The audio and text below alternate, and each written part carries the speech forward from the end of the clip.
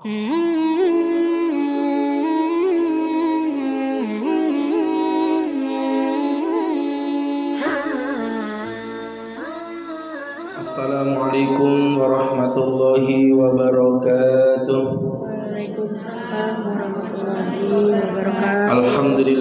Alhamdulillahilladzi wa mara safwata ibadihi bila taifi taksisin taulan wa imtinana wa allafa baina qulubina fa asbahna bi ni'matihi ikhwana wa naza'al ghilla min sudurina fadilna fid dunya asdiqa'a wa ikhwana wa fil akhirati rufaqa'a wa khillana. Allahumma salli wa sallim wa barik ala rasulillah sayyidina wa maulana wa habibina Muhammadin wa ala alihi wa sahbihi wa man tabi'ahum bi ihsanin qawlan wa fi'lan wa adalan ila yaumil qiyamah. Yaqulullahu ta'ala fi kitabihil karim wa huwa asdaqul qailin bi qawlihi a'udzu billahi minasy syaithanir rajim ya ayyuhalladzina amanu ittaqullaha haqqa tuqatih wa la tamutunna illa wa antum muslimun.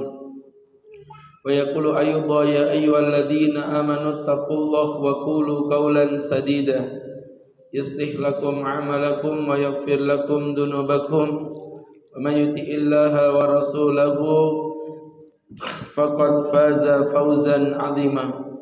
Hadirin hadirat jamaah kaum muslimin wal muslimat rahimani wa rahimakumullahu jami'an. Alhamdulillah, pertama-tama dan yang paling utama, marilah kita panjatkan puja dan puji syukur atas nikmat yang tak terukur dari Sang Ilahi Rabbul Ghafur, yang mana Allah masih berkenan memberikan kenikmatan baik nikmat iman maupun nikmat hidayah, sehingga kita dapat kembali berkumpul dalam majelis ilmu yang penuh barakah, dalam keadaan sehat walafiat, menggapai ridha dan kasih sayang Allah Subhanahu wa ta'ala. Sahabat-sahabatku yang dimuliakan Allah, tidak berpanjang dan tidak berlebar. Begitu besar nikmat yang Allah limpahkan, dan salah satu nikmat itu adalah nikmat waktu silih berganti terus berjalan tergerus dalam ketidaksadaran diri, sehingga kita akan terbawa pada suatu masa tahun demi tahun, dan akhirnya kita berada di hari akhir kehidupan kita, ya, yang dikatakan Allah Subhanahu wa ta'ala wa likulli ummatin ajal. Setiap manusia itu pasti punya batasan, kata Allah. Fa idza jaa ajaluha, jika telah datang waktu yang ditetapkan, la yastakhiruna sa'atan wa la yastaqdimun, maka tidak akan diundur waktunya, ya, walaupun sedetik, dan tidak akan dimajukan waktunya walaupun semenit. Artinya ketetapan itu sudah pasti ada. Nah, berbicara tentang waktu, ketahuilah salah satu momen yang mulia, yaitu datangnya bulan Rajab yang mulia. Jadi teman-teman berbicara tentang bulan Rajab terlebih dahulu. Bulan Rajab ini bulan yang keberapa, Bu? Baik, bulan ini adalah bulan Januari. Januari bulan yang keberapa, Bu? Giliran Masehi aja baru ibu tahu, ya. Giliran bulan Hijriah nggak ada yang tahu. Ibu, ya, Ustadz punya tetangga berapa orang? 3 orang. Sebelah kiri Ustadz ada berapa orang, Bu? 3 orang.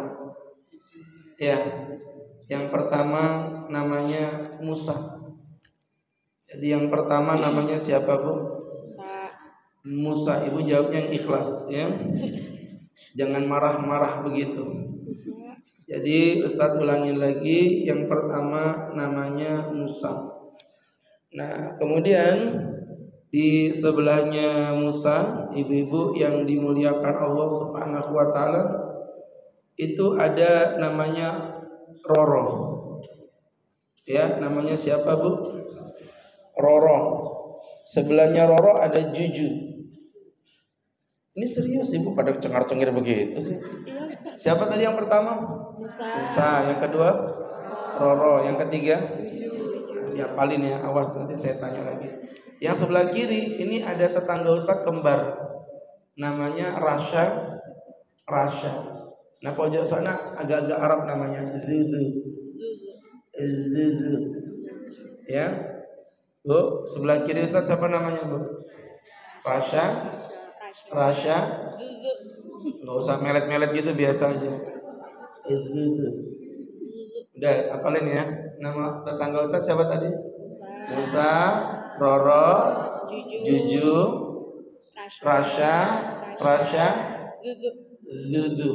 Jadi diingat itu tetangganya Ustadz itu ya. Ya udah gitu aja. Baik. Oh enggak. Yang pertama siapa tadi Bu?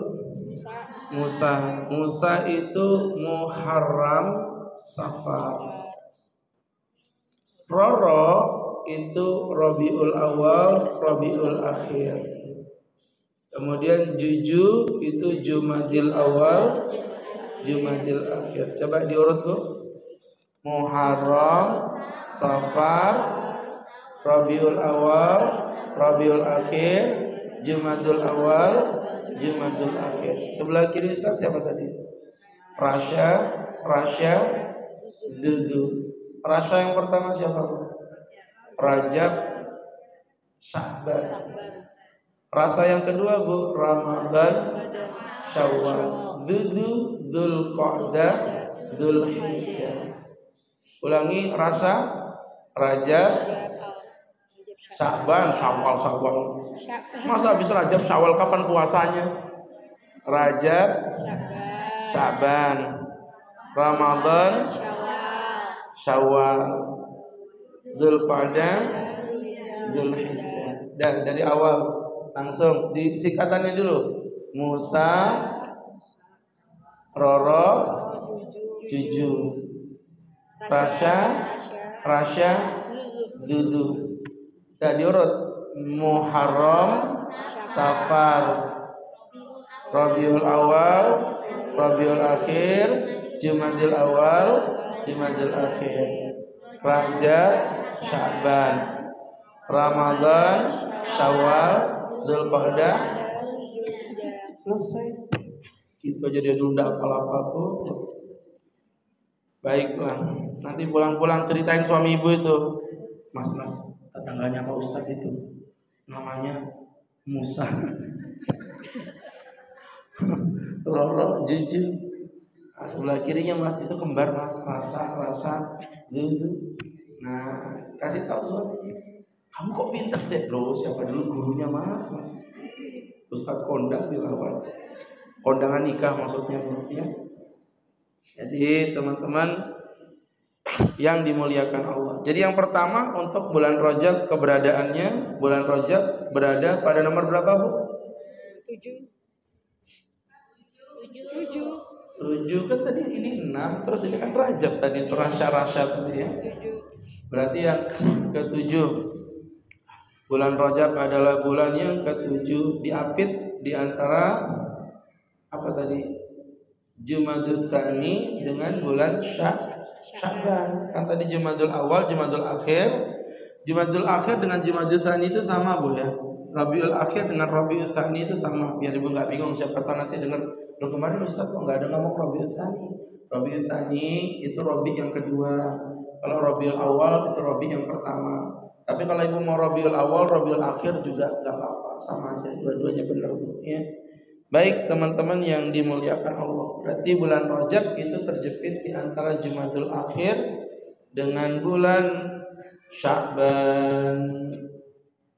Baik, jadi kalau kita ini sekarang ini kan bulan Rajab nih. Berarti habis Rajab nanti Bu. Ini bahkan Rajabnya udah pertengahan bulan kita ini. Jadi Rajabnya hitungannya sudah di pertengahan bulan. Ada yang tahu tanggal berapa sekarang Bu? Tanggal 13. Pak Ustadz tahu, walaupun saya nggak lihat tanggalan, saya lihat bulan aja. Kalau bulan udah sempurna, berarti kalau nggak 13, 14, 15 antara itu. Tadi malam saya lihat bulan, cantik Bu, ya Allah. Istrinya Ahmad Dhani, bulan Jamila, ya? Oh bulan itu beda.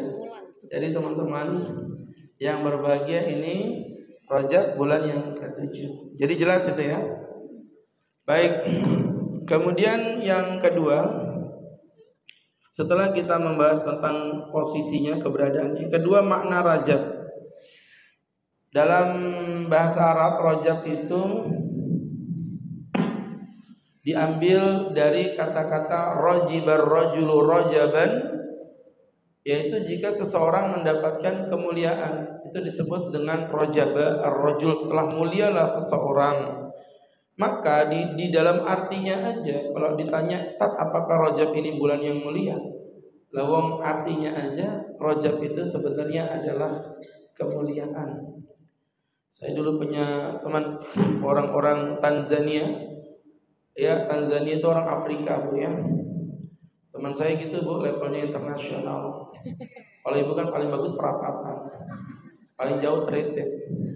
Jadi ibu-ibu yang dimuliakan Allah Subhanahu wa taala itu orang Tanzania. Namanya Rajab. Saya kaget. Kok namanya Rajab? Emang kamu lahirnya di bulan Rajab? Bukan.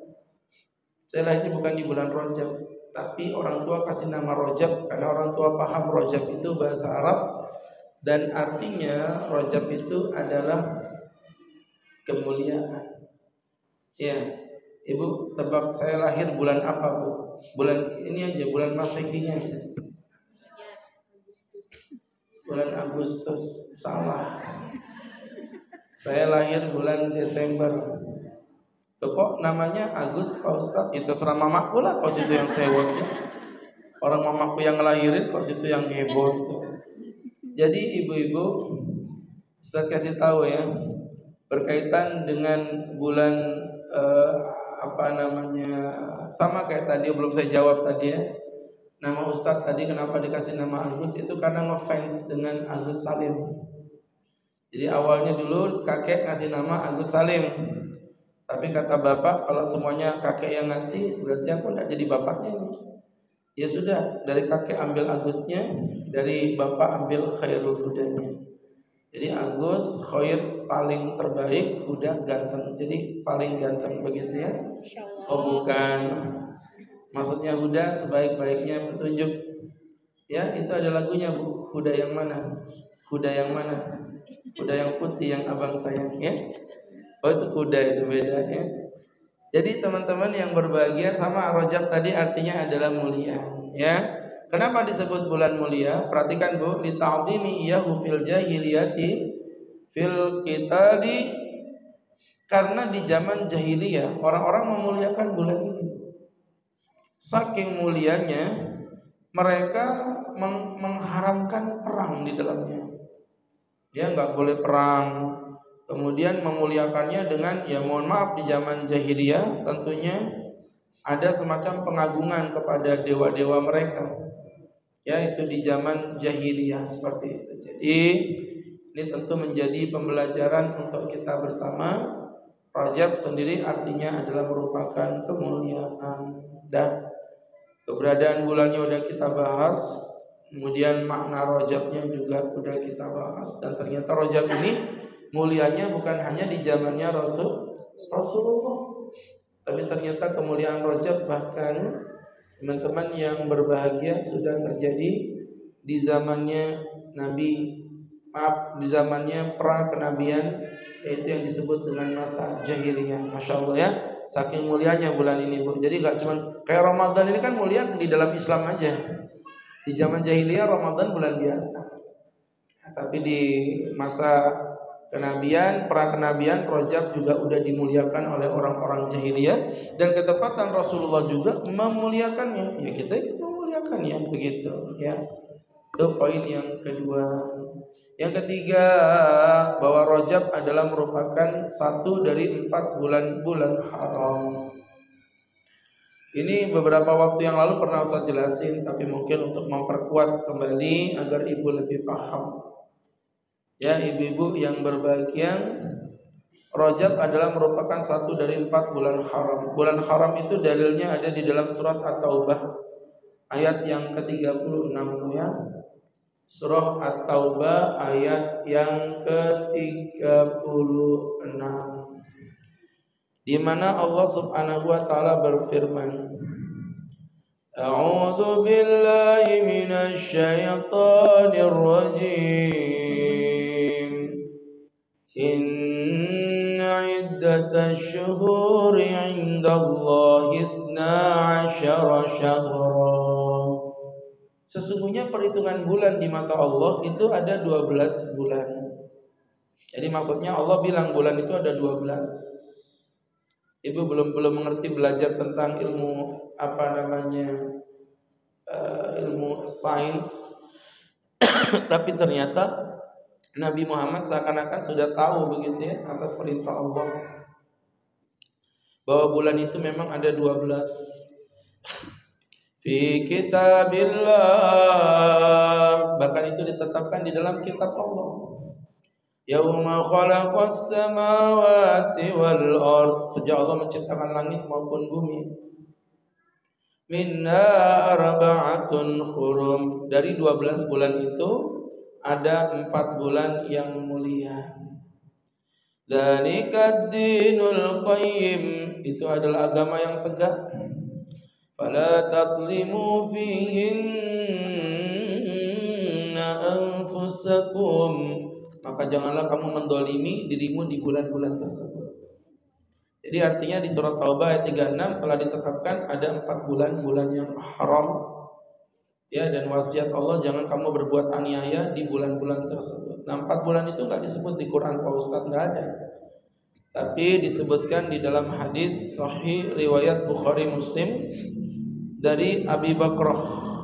Diceritakan Nabi bersabda, as-sanatus nata'asyara syahra, bulan itu ada 12 bulan. Minna arba'atun hurum, ada 4 bulan yang haram. Perhatikan bahasa Nabi, salasatun mutawalliyatun, ada 3 yang nempel, ya, dan ada 1 yang nyempil, kata Nabi. Yang nempel apa, Tat? Yaitu Dzulqa'dah, Dzulhijjah. Habis Dzulhijjah apa? Muharram. Ini 3 yang nempel, Dzulqa'dah, Dzulhijjah, Muharram. Wa Rajabun syahrul mudhar alladzi baina Jumadi wa Sya'bana, dan bulan Rajab yang merupakan bulannya kaum Mudhar. Mudhar ini satu kaum yang ada di zaman Nabi, berada di antara Jumadi dan Sya'ban. Maksudnya Jumadil akhir dan bulan Sya'ban. Ya, maksudnya bulan Rajab itu ya. Maka kalau diurut, urutannya adalah Dzulqa'dah, Dzulhijjah, Muharram, Rajab. Ya, Rajab ini nyempil, Ibu. Rajab itu gini, Bu. Yes, Trino, 3 yes. Ngerti gak, Ibu? Yes, itu bulan Rajab. Trino, habis Rajab apa tadi? Sya'ban, no. Terus Ramadan, no. Terus Syawal, no. Ini Trino ini. Ya, Sya'ban, Ramadan, Syawal, Trino. Habis itu 3 yes. Apa lanjutannya habis Sya'ban? Habis Syawal? Dzulqa'dah yes. Dzulhijjah yes. Muharram yes. Paham ya? Jadi yes, Trino, 3 yes. Enggak tahu lah Ibu paham apa enggak ya. Capek juga saya, Bu. Jadi ibu-ibu mau ditanya itu kan ada orang diceramain itu enggak dengerin, ada, itu sekalian saya enggak ngurus. Ada yang dengerin fokus dan dia paham, itu yang saya hebat itu. Ini enggak, dia dengerin tapi kayak semi-semi bingung gitu. Itu yang buat saya bingung, ini paham orang-orang ini. Dia dengerin tapi kayak muka-muka aneh gitu.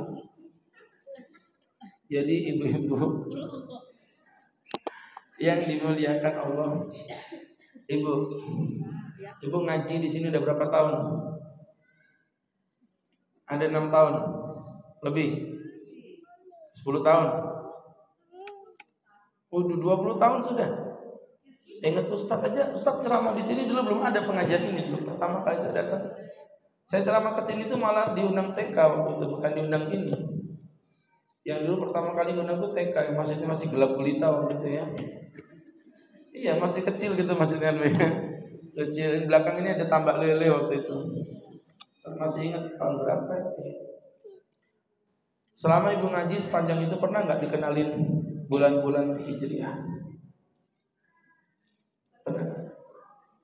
Yakin? Diajarin yang kayak tadi itu misalnya urut-urutannya gitu? Hah? Belum ya? Kalau saya sih kebanyakan emang belum. Atau kalau ibu udah pernah, mungkin ibu punya pengajian di alam gaib. Jadi ibu-ibu, ya tapi kalau ngeliat pertanyaan saya tadi, ibu bingung tadi itu ya kayaknya memang belum begitu.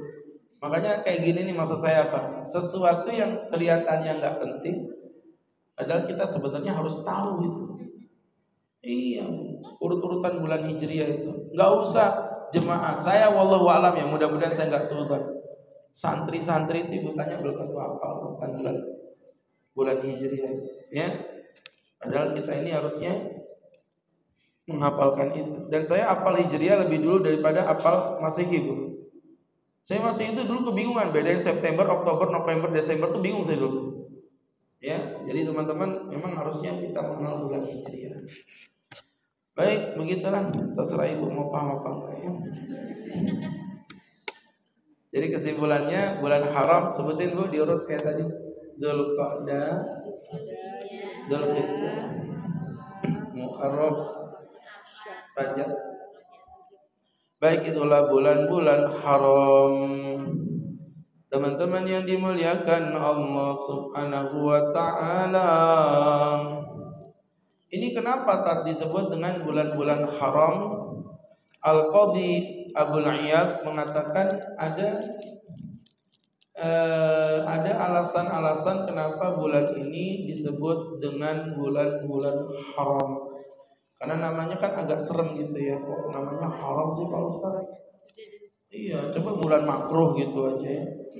Bulan haram.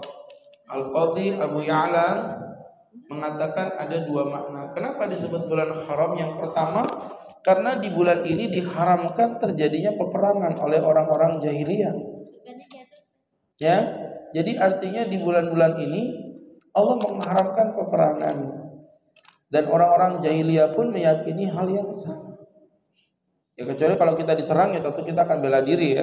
Tapi maksudnya menyerang orang di bulan haram itu kalau di dalam Islam tidak diperbolehkan. Kemudian yang kedua,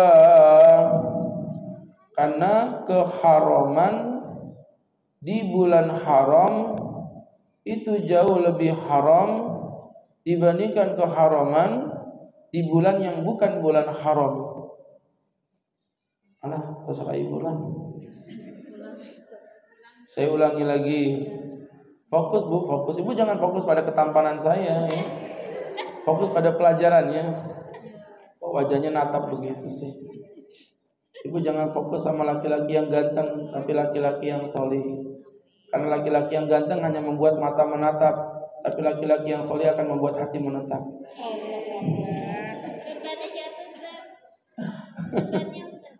Kenapa? Enggak apa-apa Bu, yang penting bukan hatiku yang jatuh. Jadi teman-teman yang dirahmati Allah Subhanahu wa ta'ala. Oke, jadi ini jadi pelajaran untuk kita bersama. Ibu-ibu ya. Keharaman di bulan haram itu jauh lebih haram. Keharaman di bulan haram jauh lebih haram dibandingkan keharaman di bulan yang bukan bulan haram. Ya, saya ulangi, keharaman di bulan haram. Contoh, Ibu, Bu, ya. Ini Rajab ya? Ya. Berarti ini bulan haram nggak ini? Ya. Pahala. Pahalanya ibu ngaji bulan ini sama pahala pengajian di bulan lalu yang ketemu sama Ustadz juga di tempat yang sama, gedean hari ini pahalanya. Tapi dosanya di bulan ini juga lebih gede dibandingkan keharaman di bulan yang bukan bulan haram. Maka siapa yang ngantuk di pengajian hari ini, itu azabnya, ya kan, lebih mengerikan dibandingkan dengan yang ngantuk di bulan lalu. Langsung bangun memang orangnya. Jadi gitu ya. Jadi teman-teman yang dimuliakan Allah, Itu yang dimaksudkan keharaman di bulan haram jauh lebih haram dibandingkan keharaman di bulan yang bukan bulan haram. Pasti ibu bertanya, Tat, kok pakai dibeda-bedain? Kalau haram ya haram, enggak ya enggak. Loh, gini. Bu, orang berzina di lokalisasi dosa enggak, Bu? Kalau berzina di masjid dosa enggak, Bu? Lebih dosa mana, Bu? Nah, itu pintar. Kenapa? Karena dosanya ada dua. Yang pertama dosa zina, yang kedua melecehkan kesucian masjid. Sama kayak tadi, orang yang bermaksiat di luar bulan haram ya dosa.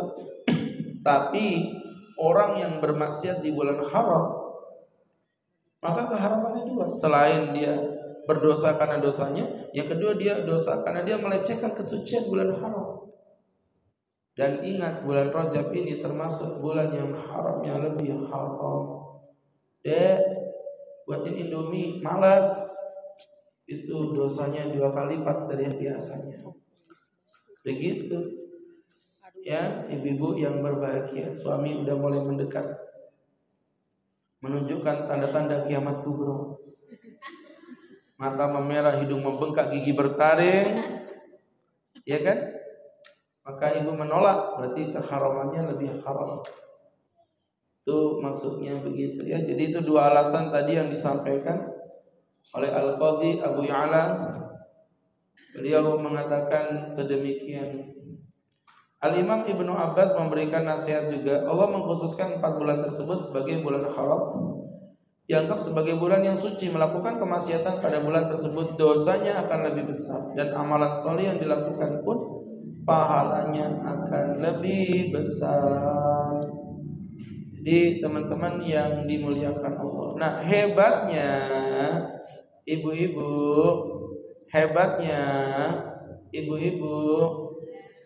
ternyata di antara 4 bulan haram itu ada perbedaan pendapat di antara ulama mengenai mana yang lebih mulia. Jadi kan bulan haram lebih mulia dari 12. Nah, di antara 4 ini lebih mulianya mana? Al-Imam Ibnu Rajab Al-Hambali pernah mengatakan bahwa yang paling mulia, kata beliau, adalah bulan Rajab itu sendiri.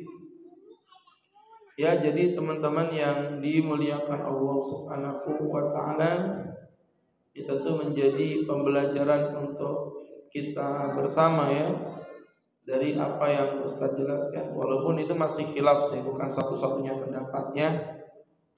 Baik jamaah yang dimuliakan Allah Subhanahu wa ta'ala, ini jadi pembelajaran untuk kita bersama tentang kemuliaan.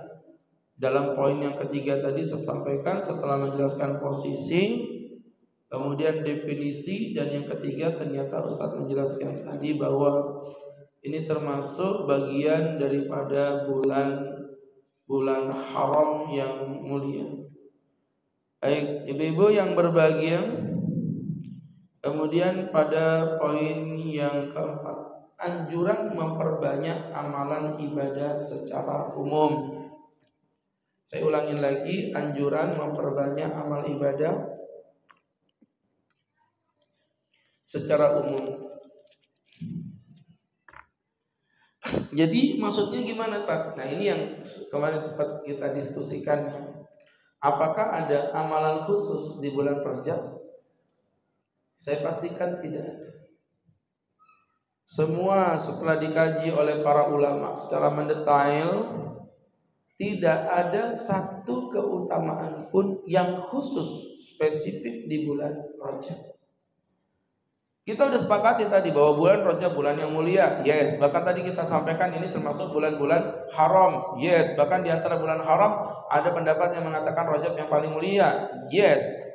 Tapi menetapkan suatu amal ibadah secara spesifik ya Bu ya. Contoh kayak puasa di bulan Ramadan, tarawih di bulan Ramadan, kurban di bulan Dzulhijjah. Ya, itu tidak boleh sembarangan, harus membutuhkan dasar dalil. Nah, menetapkan ibadah secara spesifik khusus itu butuh dalil. Tapi kalau secara umum ya maka boleh menggunakan dalil umum, gak ada masalah. Nah, maka berangkat dari situ saya mempertegas bahwa tidak ada amalan khusus di bulan Rajab yang mulia.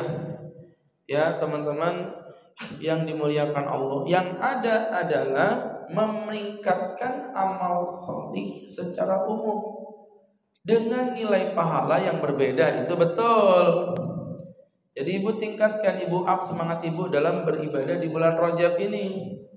Secara umum ibu kerjain apa aja silakan. Apapun yang disunahkan di luar bulan Rajab maka akan disunahkan di bulan Rajab dengan nilai pahala yang berbeda. Itu maksudnya begitu. Sehingga teman-teman yang dimuliakan Allah Subhanahu wa taala, berangkat dari situ kami mempertegas kembali ya dari apa yang Ustadz jelaskan, dari apa yang Ustadz paparkan, teman-teman yang dimuliakan Allah Subhanahu wa taala, keumuman secara umum itu ada. Maka mohon maaf ibu-ibu kalau ditanya contoh, ibu sebutin misalnya. Coba bantu Ustadz dulu. Amal sholih apa yang biasa ibu rutinkan di luar bulan Rajab, misalnya apa? Ngaji Quran. Sekarang kencengin ngajinya tuh. Kalau biasanya sebulan khatam sekali, ya sekarang ya kalau bisa khusus bulan-bulan haram, wabil khusus Rajab sebulan khatam 2 kali. Itu contoh. Apalagi misalnya Bu, Qiyamul Lail, ya kan? Qiyamul Lailnya ibu semangatin tuh. Biasanya cuma 2 rakaat, ini kalau bisa 11 rakaat rutin. Jadi ibu-ibu yang dimuliakan Allah Subhanahu wa taala, peningkatan kualitas amal ibadah aja yang terjadi seperti itu.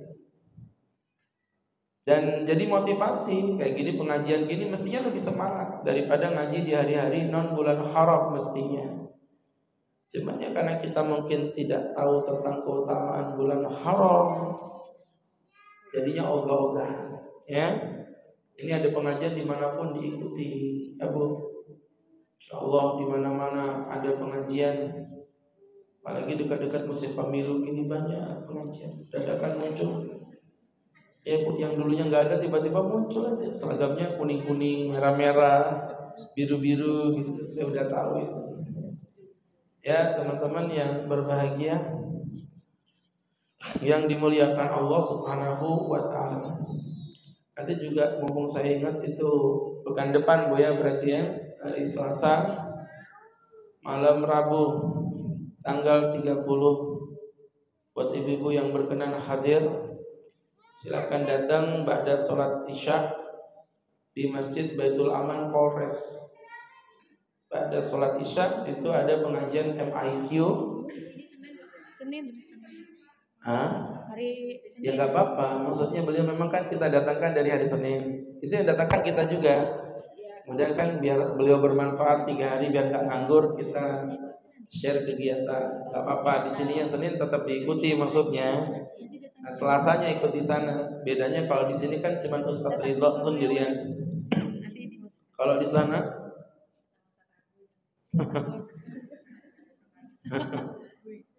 iya, Ustadznya masih muda, cocok buat ibu-ibu untuk nyegerin mata.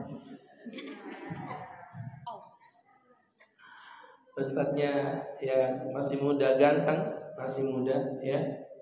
Ketepatan sahabat kami juga kalau di Bandung beliau sering jemput saya, dan ketepatan kita hadirkan kemarin, dan beliau juga sering di TV One sebenarnya, cuman kan karena acaranya subuh ya.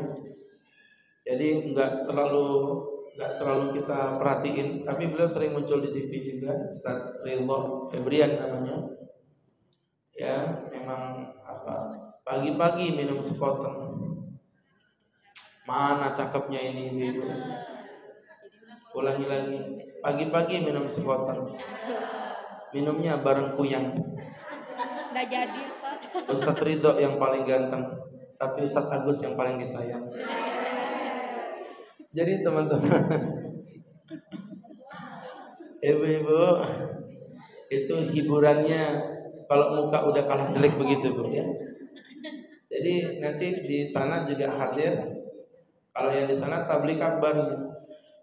Yang di sini temanya apa Bu?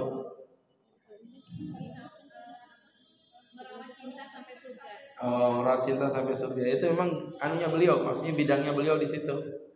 Beliau bidangnya di bidang keluarga Bu ya, parenting kekeluargaan. memang beliau memang maksudnya tanda kutip keahliannya di situ.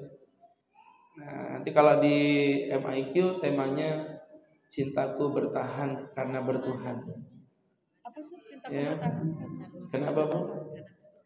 Ya, cintaku bertahan karena bertuhan. Nanti di sana itu konsepnya tablik akbar. Jadi kalau bisa Ibu hadirnya ba'da salat maghrib aja. Karena kalau ba'da isya biasanya nggak dapat tempat sih biasanya. Karena di sana itu kajian normalnya yang bukan tablik aja itu 400-an. Kalau tablik saya perkirakan jelas lebih dari 500 ya. Hanya berangkat dari situ kalau bisa hadirnya dipercepat. Ini suami istri bebas ya. Suami istri dia Bu, dia enggak terikat gitu, maksudnya istri perempuan aja, enggak laki perempuan boleh. Baik, itu suami ibu yang ibu bawa bukan suami tetangga ya, awas ya. Nanti takutnya ibu bawa suami tetangga. Baik, Masya Allah, banyak momentum kebaikan. Itu dirangkai dalam acara apa yang besok ini Senin? Oh, Islami Awad sih ya, paham. Bagus aja sudah cocok. Dan memang saya rekomendasikan ya. Jadi yang gerak kemarin itu namanya tim Uda Center ya. Kalau ibu dengar Uda Center itu bukan orang Padang, itu Uda itu orang Jawa. Singkatannya Ustadz Agus Herul Huda. Ya, jadi teman-teman yang berbahagia. Baik, kembali lagi teman-teman yang dirahmati Allah, maka perbanyak amal ibadah apapun ya, dan tidak mengkhususkan kekhususan tertentu. Baik, teman-teman yang dimuliakan Allah Subhanahu wa ta'ala. Di sini maka tidak ada kekhususan, tapi mungkin untuk mempertegas aja ya, biar nggak ngelambiar, pulang-pulang nggak bawa ilmu. Ada 7 poin yang harus ibu tekankan. Yang pertama adalah sholat tahajud. Di malam-malam yang indah ini digaspol tahajudnya. Ya, tahajud Bu ya, bukan takajud. Tapi digaspol tahajudnya. Jadi teman-teman yang dimuliakan Allah Subhanahu wa ta'ala. Kemudian yang kedua, ditingkatkan untuk sholat duhanya. Ditingkatkan untuk sholat duhanya. Ini biar kita punya target begitu. Yang ketiga, ditingkatkan untuk tilawahnya. Ditingkatkan untuk tilawahnya. Sering-sering ngaji Quran. Ya ibu-ibu yang dimuliakan Allah Subhanahu wa ta'ala.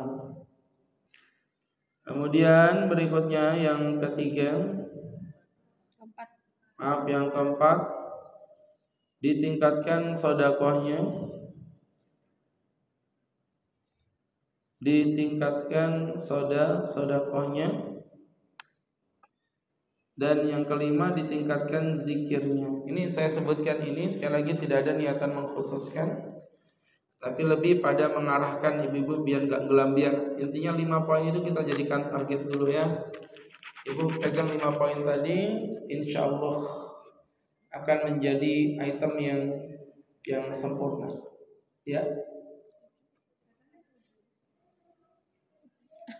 Kenapa Bu? Tadi katanya 7. Oh katanya 7.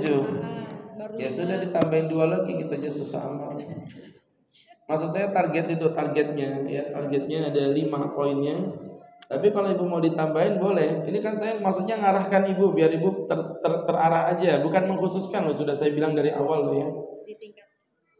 Jadi untuk yang 5 item tadi maksud Ustadz menjadi target utama kita untuk benar-benar nanti pulang itu kan aku disuruh Pak Ustadz maaf ibadah, yang aku lakuin apa ya gitu. Nah kalau maksud Ustadz dengan 5 target ini udah tercapai, insya Allah itu udah perfect luar biasa ya.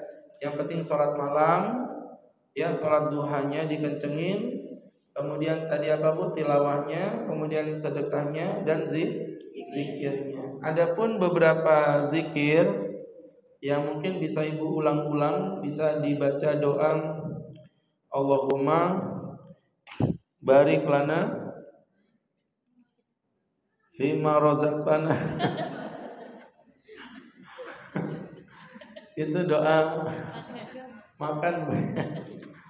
Ya mau makan tapi ini kacang kok kayak bekas gitu ya, tinggal setengah gitu. Jadi lipat. Emang boleh ngasih kacang Ustadz sekecil ini? Baiklah. Mau saya makan, tapi belum saya makan loh Bu, masih asli loh, jangan tuduh saya loh ya. Saya belum makan kacangnya, tinggal segini nih coba ya kan. Jadi saya tuh dari tadi mau makan kok nggak tega gitu dalam. Jadi teman-teman yang dimuliakan Allah, doanya Allahumma barik lana fi Rajab wa Sya'bana wa ballighna Ramadhana. Allahumma barik lana fi Rajab wa Sya'ban. Allahumma barik lana fi Rajab wa Sya'ban wa ballighna Ramadhan. Allahumma ya Allah barik lana, berkailah kami fi Rajab wa Sya'ban, di dalam bulan Rajab dan bulan Sya'ban, wa ballighna ila Ramadhan, dan sampaikan umur kami di bulan Ramadan. Masyaallah.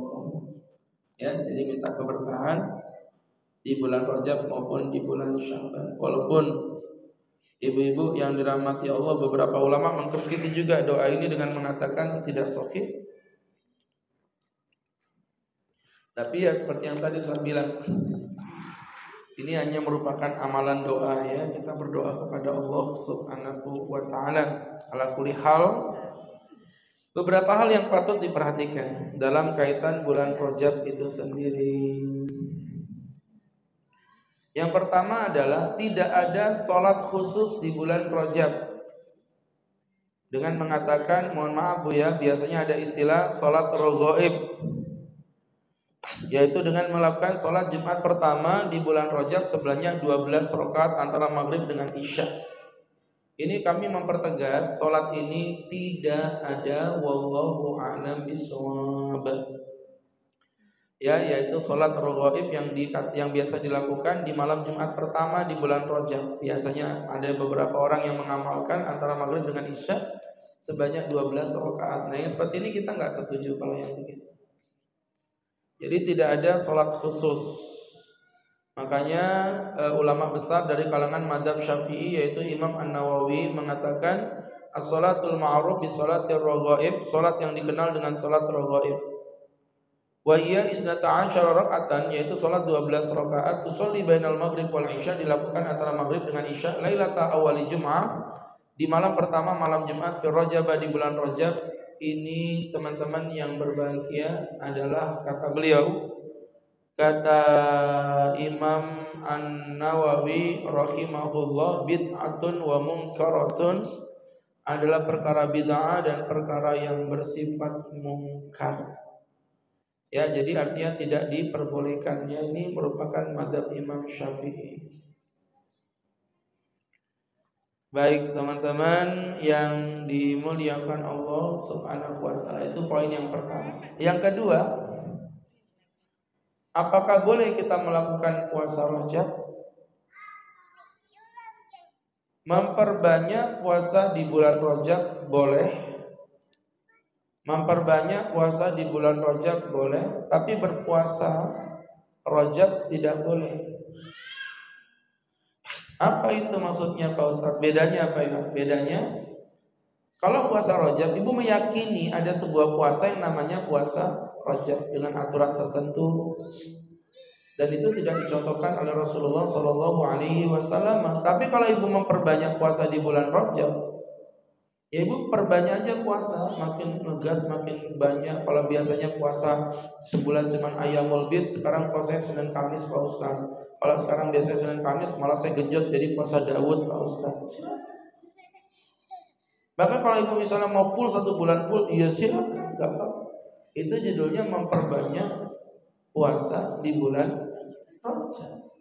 Tapi kalau melakukan puasa Rajab, apalagi dengan hadis-hadis yang tidak mendasar.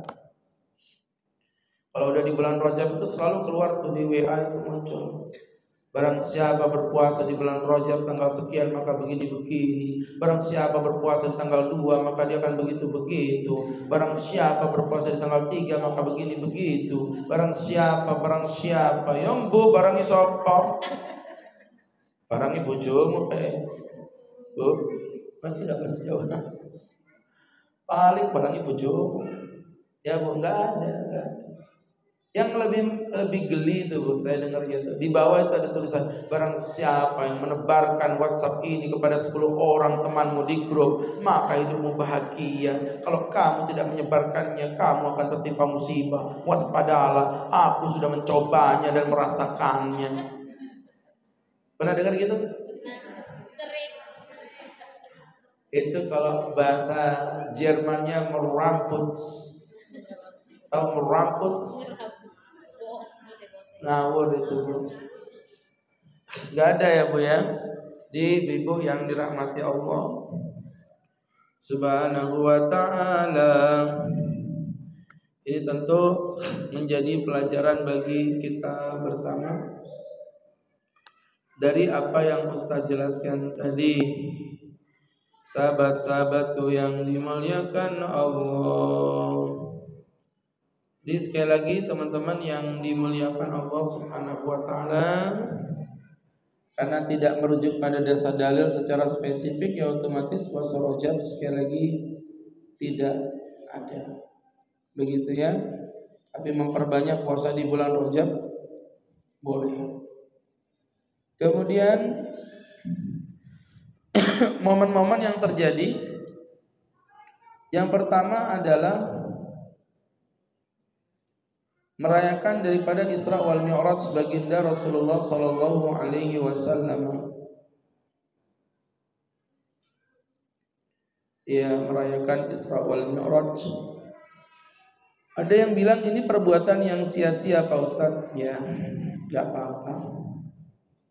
Ya. Kenapa saya bilang enggak apa-apa? Sekarang gini, coba saya mau tanya. Andai kata ini Anda mengatakan perayaan Isra Mi'raj itu perbuatan yang bid'ah. Saya mau tanya, definisinya perayaan itu apa? Oh, perayaan itu melakukan sesuatu pada tanggalnya. Ya kalau memang itu buktinya Jabalus Salam ngadainnya Senin malam Selasa itu belum tanggal 27. Paham? Berarti tidak ada pengkhususan waktu ya. Semuanya normal-normal, baik-baik aja. Dan sekarang kalau misalnya ini acara hari ini bukan Isra Mi'raj pengajian umum, tapi Ustadz ngisi pengajian yang materinya adalah materi tentang Isra Mi'raj. Masalahnya di mana salahnya? Misalnya itu cuma sejarah, kok kita cuma ngomongin, berbicara, belajar dari situ. Tidak ada yang dilebihkan. Kecuali nih, kalau misalnya dalam Isra Mi'raj itu dimunculkan sebuah kegiatan yang haram. Itu beda. Loh ini enggak cuma orang ngaji Quran, bagi-bagi makanan, nasi kotakan, salahnya di mana? Bagi-bagi nasi kotakan kalau dipersalahkan. Terus yang bagi-bagi kacang kayak gini apa enggak lebih dosa lagi? Ya kan? Nasi kotakan yang mahal tuh kalau dipersalahkan. Kacangnya sekuplik gini kami enggak marah. Biasa aja begitu kan? Jadi ibu ya. Bagi dua nanti usir ibu. Atau jangan-jangan sebelum ibu taruh ibu germetin dulu tadi ya gini. Jadi ini bekasnya ibu tadi ya. Jadi teman-teman, yang paling ini masukinnya dihitung Bu 1, 2, 3, 10 biji gitu ya. Jadi pelajaran untuk kita bersama dari apa yang Ustaz jelaskan tadi, maka kesimpulannya ibu-ibu yang berbahagia, maka kesimpulannya teman-teman yang dimuliakan Allah, perayaan Isra Mi'raj itu selama dilakukan normal enggak ada masalah ya. Sama aja gini, cuma bedanya di sana ada spanduk gitu kan. Ini enggak ada, ya biasa aja. Nanti coba lihat kalau udah Ustaz Ridho-nya datang ada spanduk besar. Kalau ceramah sekali dipasang spanduk. Saya udah ceramah di sini hampir 15 tahun pernah dipasangin spanduk. Ya Bu ya.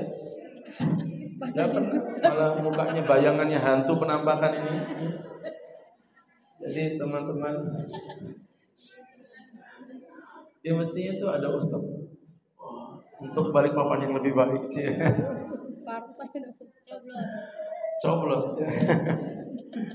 Baik, jamaah yang dirahmati Allah Subhanahu wa taala. Itu momen pertama untuk Isra Mi'raj. Yang kedua adalah momen untuk menterapi diri ya memasuki bulan Ramadan.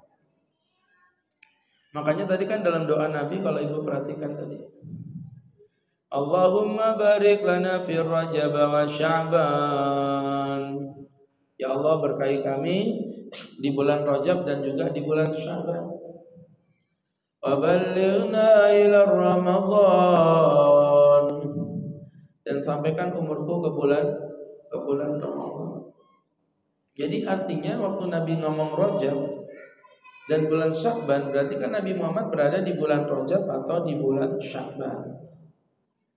Kan gitu Bu logikanya kan? Berarti Nabi di bulan Rajab aja udah manggil-manggil nama Ramadan. Baligna ila Ramadan. Dan sampaikanlah bulanku di bulan Ramadan. Ini kan menunjukkan bagaimana Ramadan itu udah teriang-iang di telinga Nabi dari bulan Rajab. Dan gitu ada ibu-ibu itu, Masya Allah ya, mau dekat-dekat Ramadan. Pak, ini bentar lagi mau Ramadan loh, tinggal seminggu lagi. Iya Bu, gak terasa ya, gak terasa gondol mas itu. Nabi Muhammad dari bulan Rajab udah terasa. Ibu aja gak mau ngerasa, kan begitu Bu. Jadi begitu ya teman-teman ya. Hanya seperti yang saya sampaikan tadi.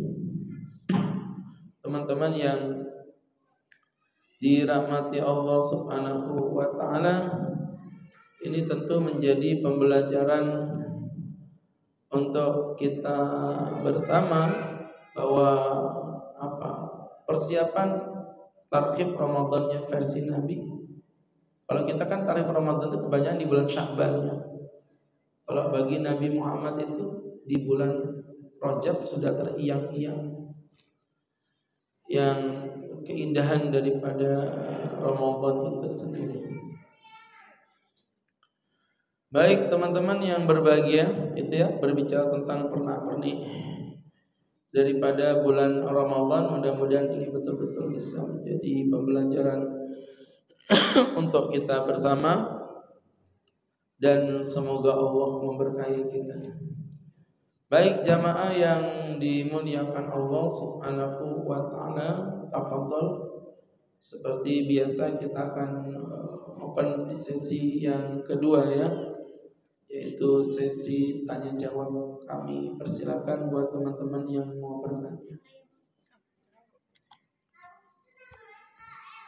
Assalamualaikum warahmatullahi wabarakatuh. Ustadz, saya pernah dengar dari Ustadz di TV bahwa sholat malam itu boleh dilakukan sebelum tidur karena menghindari nggak bangunnya pada saat tengah malam.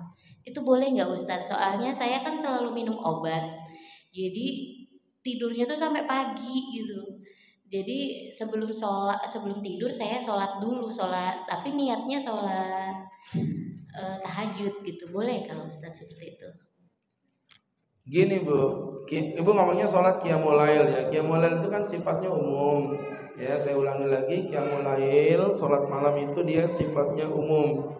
Jadi sebenarnya kalau Ibu ngomong qiyamul lail, di dalamnya itu akan banyak sholat. Karena qiyamul lail itu definisinya sholat apapun yang dilakukan setelah sholat isya, itu namanya sholat qiyamul lail.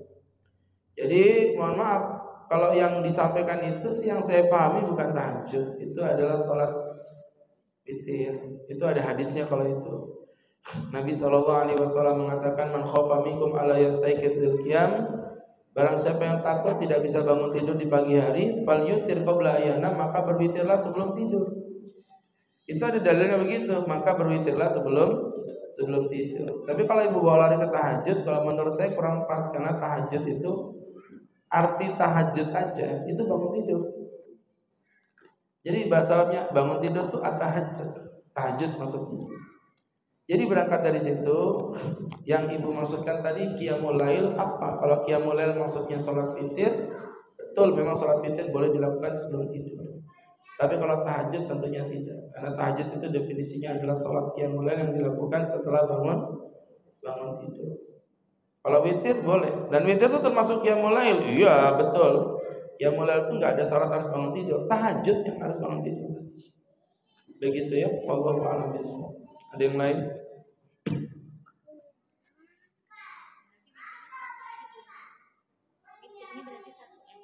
Kenapa? Witirnya satu aja, satu rakaat. Kenapa satu rakaat? Yang sebelum tidur itu nak Ustaz. Oke, saya bertanya, kan ibu tiba-tiba tanya nih, berarti witir satu rakaat. Saya tanya, kenapa kok satu rakaat? Gini, itu bukan pertanyaan, ibu nggak bertanya sama sekali, ibu coba ngomong aja satu rakaat gitu. Maka saya tanya kenapa satu rakaat. Kalau satu rakaat itu bukan ketika mau mau tidur, itu kalau nanti ibu bangun tidur waktu subuhnya udah mepet, itu satu rakaat boleh, itu ada hadisnya kalau itu. Kalau ibu mau tidur satu rakaat kenapa? Itulah maksud saya. Kalau ibu bangun tidur, dalilnya gini, saya bacain aja. Nabi SAW mengatakan dalam sebuah hadis yang sahih, man qama minkum, barang siapa yang idza khasya ahadukum as-subha, jika kamu takut datangnya salat subuh, fasalli walau biwahidatin, maka salatlah dengan walaupun cuma satu rakaat. Fa'utar talahu maka salat, maka engkau telah mengganjilkan salat yang berlalu darimu. Itu kalau ibu bangun menjelang subuh, dekat sholat subuh, takut witirnya ketika kelewatan, ibu sholat satu rakaat, nah itu boleh. Tapi kalau ibu mau tidur sholat witir satu rakaat, itu alasannya apa gitu, maksud saya gitu kan? Gak ada alasannya. Jadi kalau bisa jangan satu rakaat, tetap 3 rakaat ya. Satu rakaat tadi digunakan ketika ibu kalau bangun waktu subuh udah mendekati. Ya memang kalau dibilang boleh ya boleh-boleh aja. Cuman kan maksudnya itu nggak keren gitu ya. Nggak fadilah lah kalau bahasa kita, nggak ada fadilahnya. Witir itu kalau bisa minimal 3. Satu rakaat itu bahkan menurut Abu Hanifah dilarang. Menurut Abu Hanifah dilarang. Wallahu a'lam bishawab. Baik. Ada yang lain?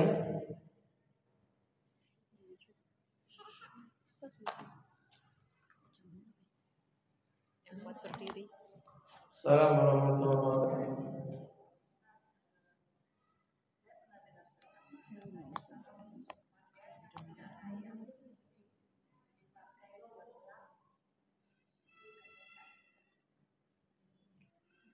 Saya tidak pernah menemukan penjelasan tentang itu. Wallahu a'lam bishawab ya.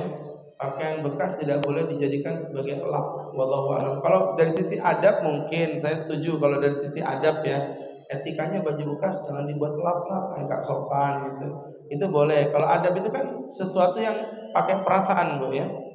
Nah, tapi kalau kita ngomong hukum, nggak boleh perasaan, hukum itu pakai dalil. Nah sekarang mohon maaf, ada nggak kira-kira satu dasar dalil yang disampaikan? Kalau emang ada ya kita nggak ada masalah. Tapi kalau nggak ada, yang kita nggak boleh ngebuat-buat yang seperti itu. Dan setahu saya sampai saat ini Bu ya, wallahu a'lam, mungkin saya nggak tahu, saya belum pernah menemukan satu dalil yang melarang menggunakan baju sebagai lap tertentu. Dan itu saya pikir sering terjadi, terutama daster ibu yang sudah butut robek-robek. Ya kan, yang keteknya robek, pantatnya robek, dipakai keset biasanya. Ya, malah kalau menurut saya sih itu ngingetin kita ya, ini loh baju yang kamu cintai sekarang jadi keset. Dunia itu cepat, nggak bakal lama. Ya baju yang dulu disayang-sayang sekarang jadi keset. Iya Bu, kalau bisa sensasinya cari bekas-bekas sisa ibu kesetin juga. Ya Bu. Ibu tahu sisa nggak sih? Kemarin istri saya minta saya beliin, kasihan dapatnya sisa-sisa. Baik, ada yang lain? Ada yang lain Bu? Iya Pak Ustadz. Ya silakan. Mengenai bab sholat, kita itu kan, saya ini terutama kalau sholat itu untuk supaya khusyuk, saya kan biasanya menutup mata. Terus jadi saya pernah baca di media sosial tuh katanya kita kalau sholat itu harus matanya terbuka aja, nggak boleh memejamkan mata. Bagaimana Pak Ustaz? Memang betul, makruh pejam mata itu. Pejam mata itu makruh karena memang sunnahnya Rasulullah mengajarkan kalau sholat itu memandang ke tempat sujud. Kecuali kalau pas sujud pasti pejam, nggak mungkin ibu sujud melek begini ya. Mata ibu nyonyor kena itu alas. Jadi kesimpulannya, sholat itu memang memandang ke tempat sujud, makanya dimakruhkan untuk pejam. Itu diperkecualikan untuk orang-orang yang ketika sholat berada di sebuah tempat yang kalau tidak pejam mata dia tidak mungkin khusyuk. Misal contoh nih, dalam kondisi tertentu bukan kebiasaan, kayak contoh misalnya ibu sholat di tempat keluarga yang lagi ramai, anak kecil bontang. Nah, itu kadang-kadang kita butuh pejam untuk menjaga kekhusyukan. Itu masih boleh. Tapi kalau dijadikan kebiasaan nggak boleh, karena Rasulullah punya anjuran sudah ya. Anjurannya Rasulullah SAW ya seperti itu ya, yaitu menghadap ke tempat sujud seperti itu.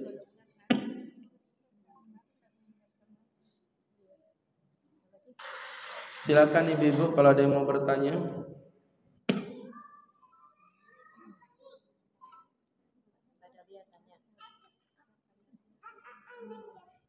Silakan. Masih ada waktu. Silakan.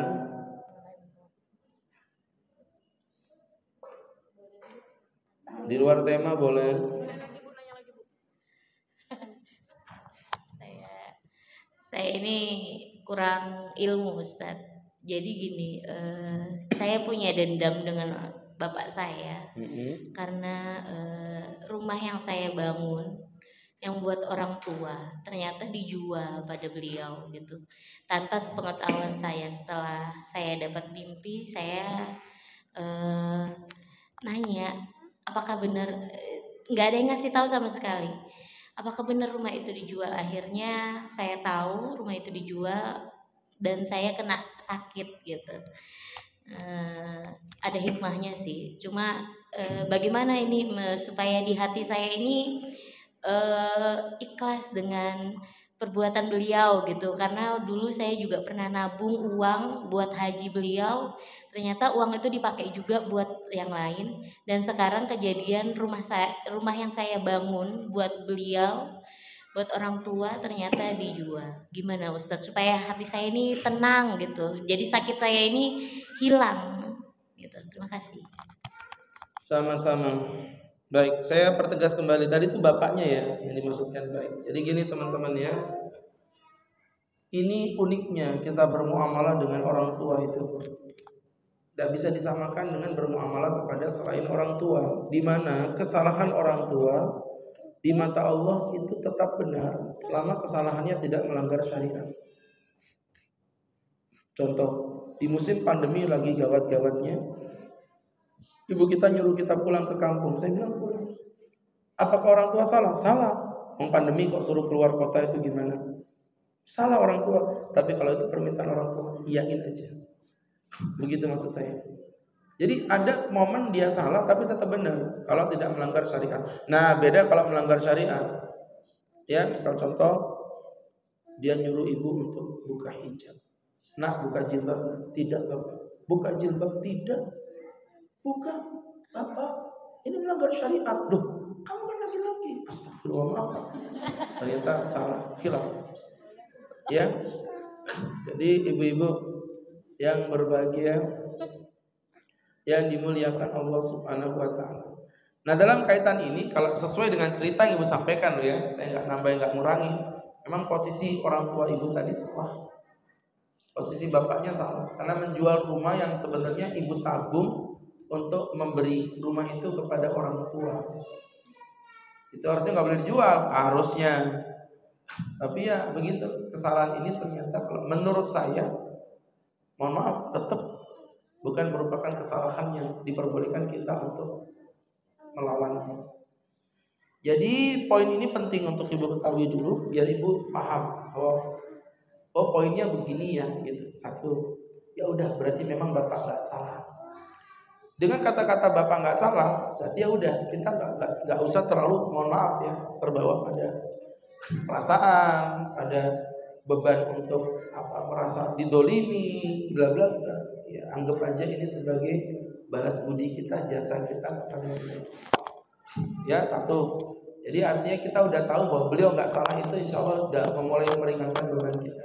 Nah yang kedua, teman-teman yang berbahagia dimuliakan Allah, bahwa rasa sakit hati kita kepada beliau sebenarnya tidak membuat beliau tersakiti, tapi malah menyakiti diri kita sendiri. Nah ini harus dipikirkan. Makanya saya kadang-kadang sebagai manusia ya, juga kadang-kadang ada perasaan benci, marah gitu. Tapi yang membuat saya jadi bangkit, tidak marah itu apa ya? Saya mikir, kalau saya marah, nggak nguntungin apa-apa buat saya, malah ngerugiin buat saya. Iya kan? Malah ngerugiin buat saya. Makanya kadang-kadang ya ujung-ujungnya berakhir dengan sabar. Ya udahlah begitu. Dan yang ketiga, ini yang paling penting, pahami bahwa setiap rasa sakit yang kau derita, ya dari ujian yang diberikan orang kepada dirimu, itu akan menggugurkan dosa-dosa. Udah itu aja yang paling kuat, paling penting, ya, dan mengangkat derajat-derajatmu.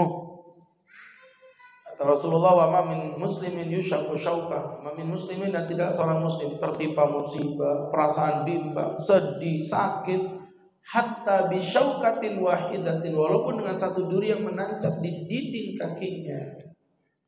Satu duri yang menancap di dinding kakinya, kata Nabi, kecuali Allah akan menggugurkan dosa-dosanya dan mengangkat derajat-derajatnya. Kalau satu duri menancap di dinding kaki aja bisa mengurangi dosa, apalagi beban berat yang kita alami.